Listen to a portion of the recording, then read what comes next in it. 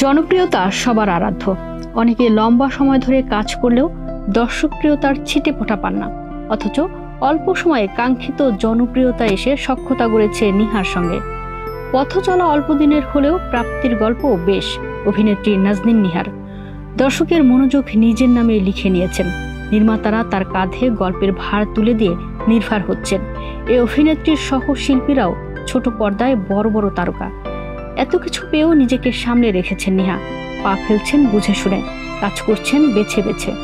প্রমাণ কোরবানির ঈদে তার প্রকাশিত কাজের সংখ্যা। লাভ রেইন নামে একটি নাটক এসেছে তার, সহশিল্পী তৌসিফ মাহবুব।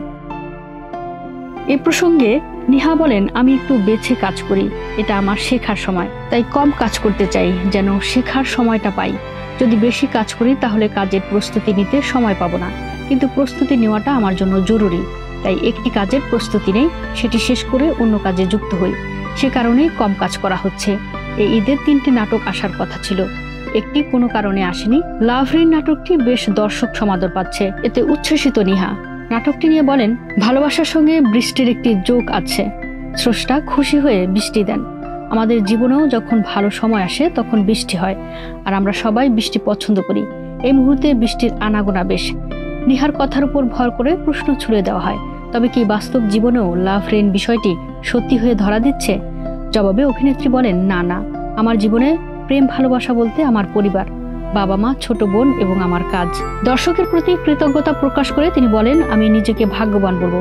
এত কম সময়ে দর্শক আমাকে পছন্দ করেছেন, আমার কাজ দেখছেন, তাদের প্রতি আমার কৃতজ্ঞতার শেষ নেই।